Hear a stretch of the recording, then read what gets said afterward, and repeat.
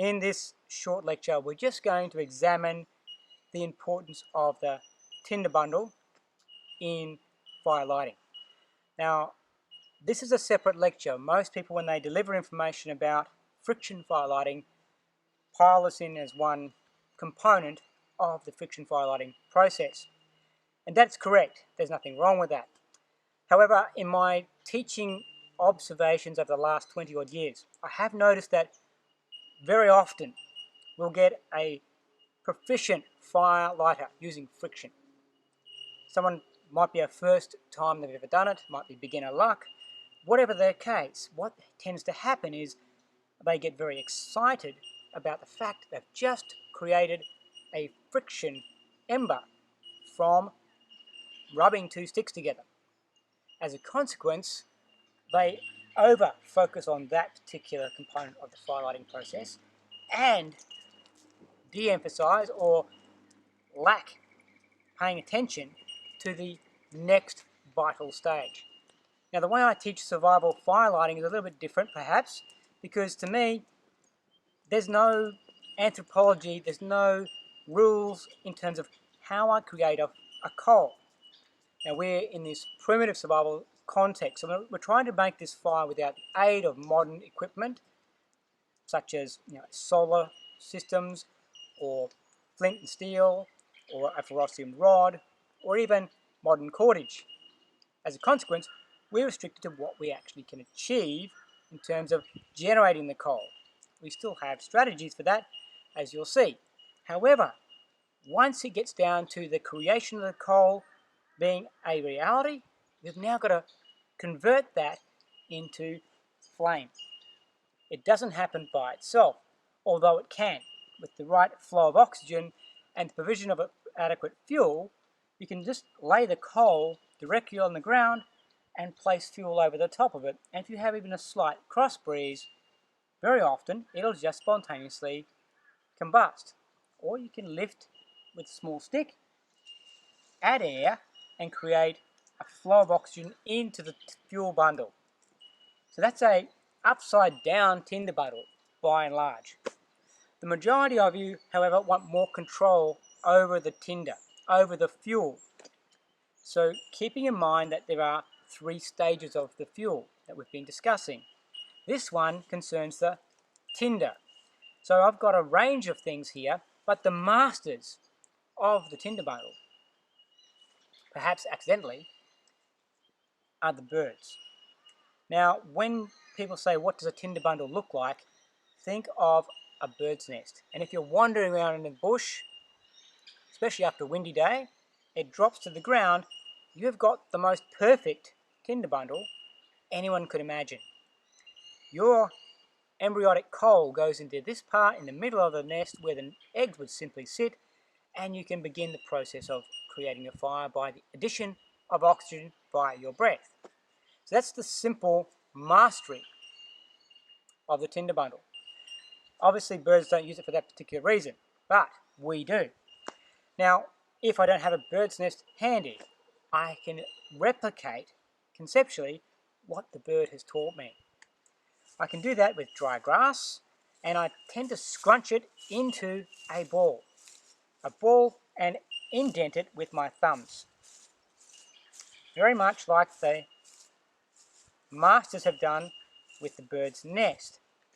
And just like a bird's nest, your best tinder ball, although it's not exhaustively the fact, you can just go straight from that. You can drop a coal into that and blow, and you'll stand a high probability of being successful with your fire. If, however, I place additional layers, this is bulrush, flower down, or cattail flower down, again collected naturally from the watercourse in this area, and it's a flash tinder, a fluffy tinder. It provides me a graduation in terms of the fineness or the coarseness of the material I'm adding. So if my coal goes into this now, it's got a more conducive tinder to move to that next stage. So we're going from a coal, which is a small glowing ember, right through to the flame.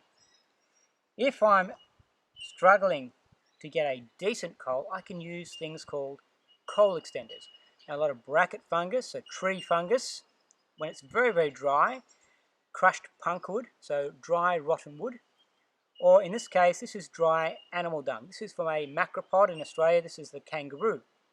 Now the kangaroo dung isn't processed as fully as something like a cow, although a cow could be used in terms of its dung as well. It just requires a little bit of breaking it up and buffing it into a fine dust, fine charcoal. The kangaroo, however, only processes food and fibre to a certain point before passing it out. So it leaves a mix of fine dust and fibre that make just the perfect coal extender.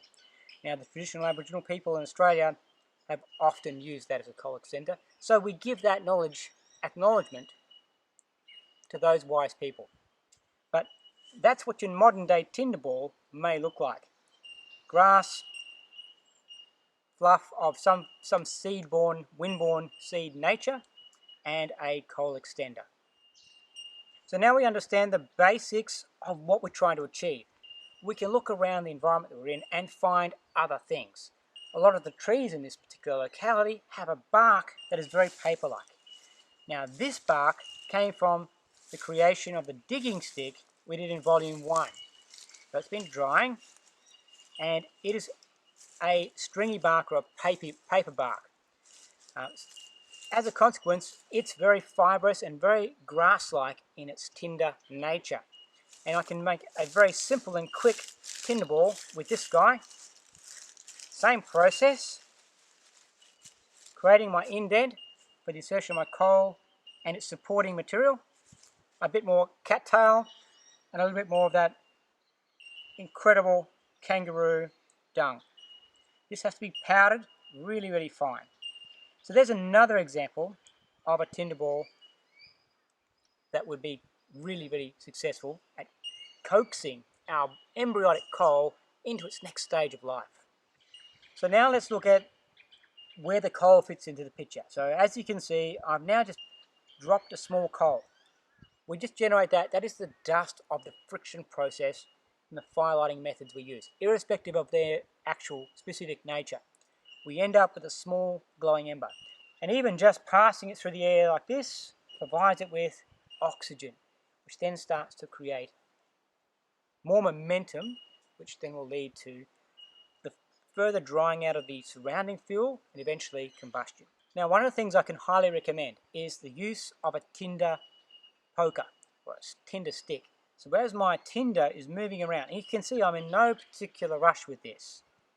Okay, as my tinder is smouldering away there, I'm using my tinder stick to continually make sure the fuel is against the heat source, i.e. the ember. Initially, I'm just breathing on this to allow it to kindle, to allow it to grow in size. What I'm trying to do is basically take a very, very small ember and make it larger. The larger it is, the more heat it expends and sheds into the surrounding tinder, the more I have fire.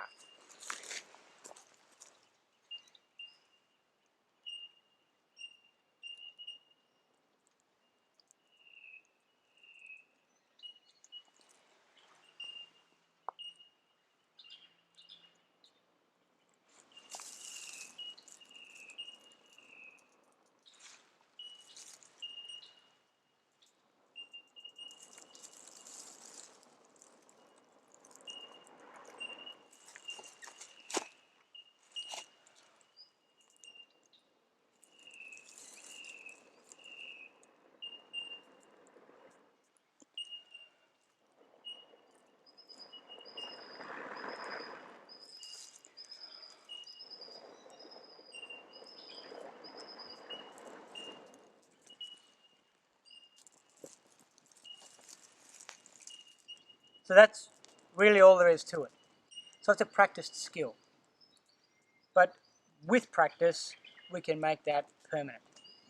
And as you can see, it's a process. We are building the structure of our tinder ball, our bird's nest, successively, and we're adding the coal to it. Then we're working with the element of fire.